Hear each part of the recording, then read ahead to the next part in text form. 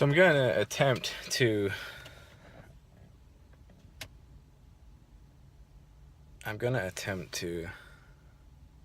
describe what Og was talking about in this last video. I don't know how well I'm going to do it, but I will at least give you my impressions received that I can remember. So the first thing he was talking about was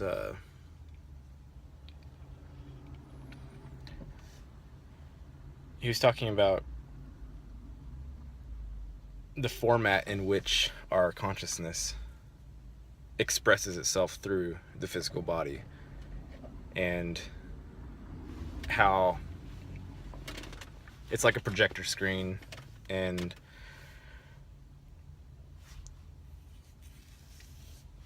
we're in the center seat of the movie theater, and we have the popcorn situated correctly, and the air condition is working properly, the sound's all working,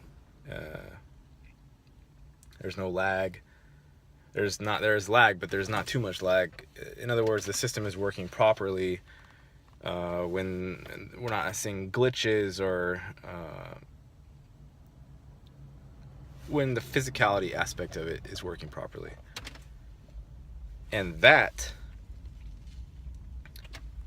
when he's using the car analogy, if your body is the car and your spirit or your awareness is the consciousness that's inside of the car, so to speak, you're not seeing the outside world directly. You're seeing it reflected through your mirrors. You're seeing it, you're hearing it through the glass, through the walls. So that's an immediate distortion of what would be going on outside. If you put your sunglasses on, and you have another layer. You have this layer. All the stuff from the outside is filtered through all these apparatus, and then it's filtered further through your sunglasses.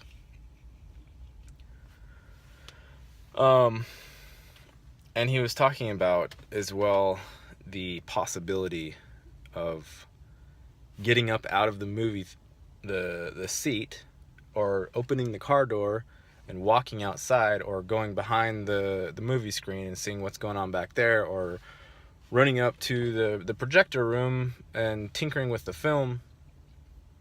He was mentioning that as a possibility, and I didn't get the impression that that's necessarily something that will be beneficial to the consciousness to try to do. Not that you shouldn't try to do it, but if you don't know what you're doing, just imagine if you were to hop out of your car, open up the hood, and start changing things around, start flipping things around in there, exchanging parts, removing screws, and then try to drive down the road after that. Being that you're not a mechanic or a master mechanic as far as the body and the body systems are concerned, unless you are. If you aren't and you start doing that, then it's just going to be random effects, and things just won't work because you don't know what the hell you're doing. So to hop down into the projection room, the projector room, and mess with stuff, or to go behind the screen and mess with stuff, I don't feel like that's correct unless you really, really, really know what you're doing.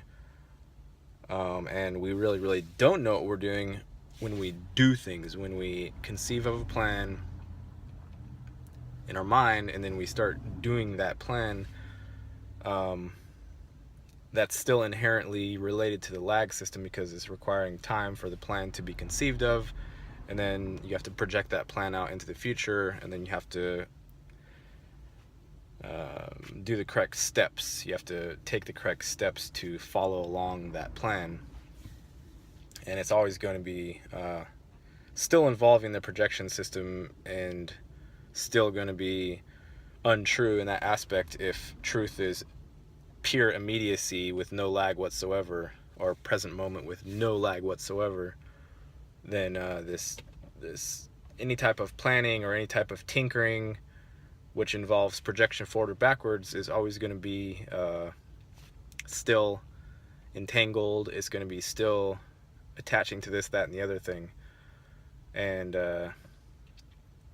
you most likely will have some issues with it because you're just playing, you're tinkering. And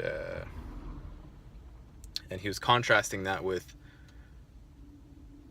either you can do that, you can go tinker with the system, with the physical system that we have, the space-time continuum system, the projection system, the filtration system, or you can bring your attention awareness back to pure source, even though that the pure source in this place is pure source is so powerful that here it can't fit.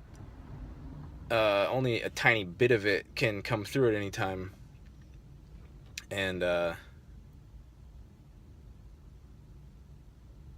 there, you can't do anything with it. You can't say, okay, I'm gonna take source and wield it like a sword and chop through all this stuff or dissolve it all. It's not like that. It's always a pulling back from the projection system and having your conscious seat always as far zoomed into the present as possible, and having trust in that as well, because pure source is infinite, and that's what your base is. It's just that here we don't feel it very much because all the noise is distracting from that.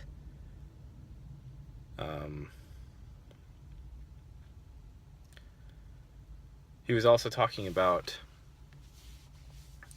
how if you're using the mechanical sort of way of disengaging from the system, that it's involving inverting the inversion or reverting the inversion. And I don't know exactly how how that happens. I think most of us are too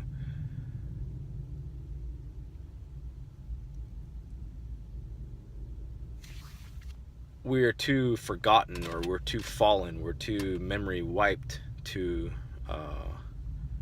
even mess with that. I think it largely has to be on intuition, staying in the heart center and trusting source, or trusting the infinite, because that's the only way you can do it. Because otherwise, automatically, mind comes in and starts planning and starts projecting. That's always happening, always, always, always, always. And source is always there, beneath and removed from everything. It's always still here, the fragment of yourself that has been stepped down through all the layers into this level, this conscious, this physical level. It's always here, but there's no doing anything with it. There's no like, I'm gonna take this and do something with it. There's only brushing off the mirror, so to speak. If the mirror is source, pure source, without leaving footprints. That's something else he mentioned, is that when extraction happens, or when you step back up, so to speak, into purity, it's as if you left no footprint here in the physicality realm whatsoever. It's as if it becomes shown for the pure dream that it was, because the physicality is pure dream. The physicality does not exist whatsoever. It's pure illusion. It's just that we have the tracer memory of the feelings, so it feels like it's all real. But when extracting from it, it's important to extract completely and not it's hard to say, but not having left any footprint, any evidence. No tracking system would be able to notice that you've been here, is what he's saying. And in that sense, you would have purely and completely removed your consciousness from the physicality system, But being that it was never real, so to speak, in the first place, it will simply be seen clearly and obviously for a dream or a distortion dream that consciousness went through, and now it's over, and it's completely not there. Like, it's not, there's no more attachments to these things, there's no more attachments to those ideas, to the worries, to the fear projections. It's like a clean separation.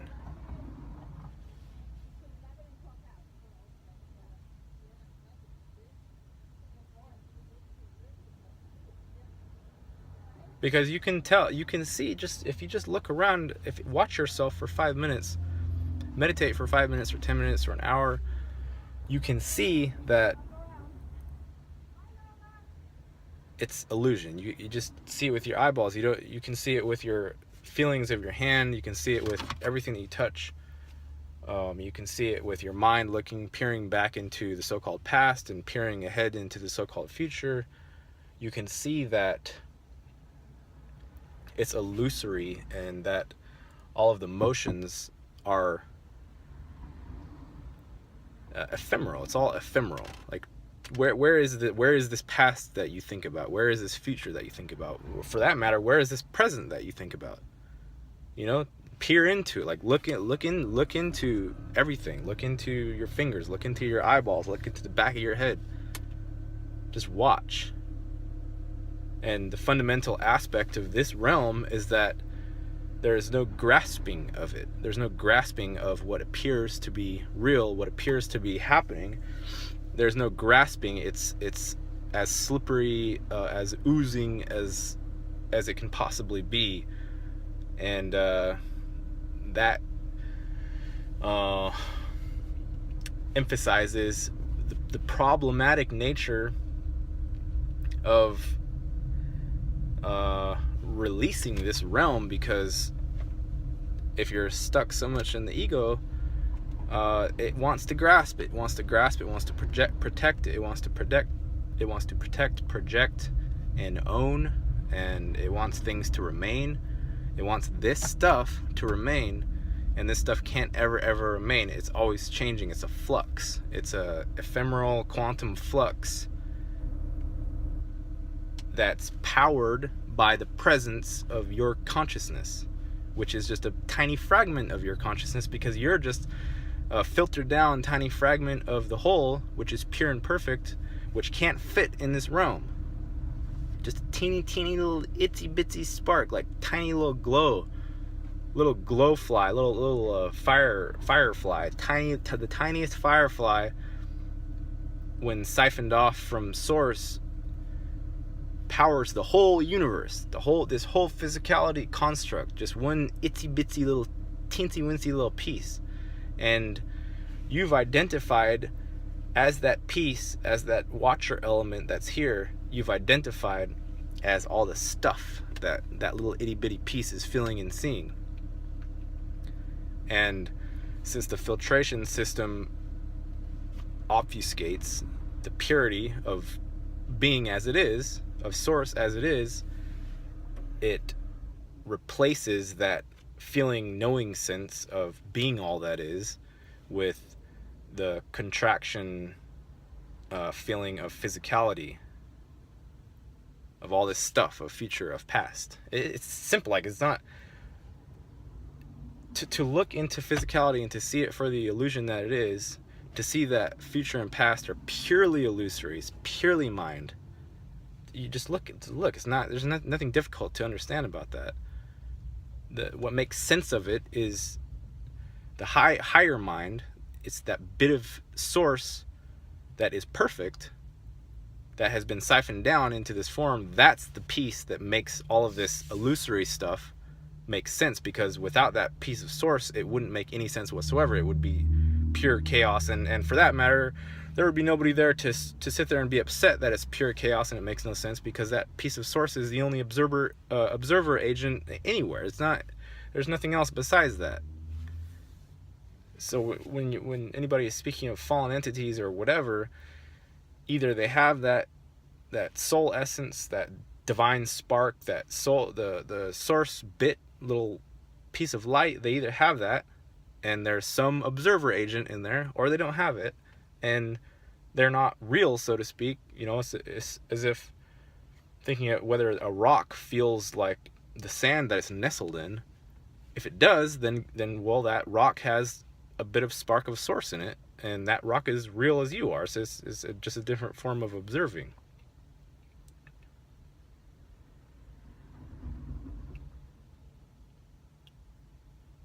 And another point is that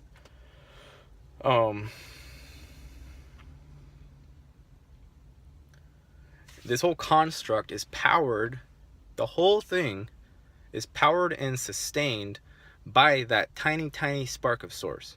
That's in me, that's in you, anybody that has a sense of self, a sense of I, anybody that has that sense about them, which is formless, but it's been stepped down into form.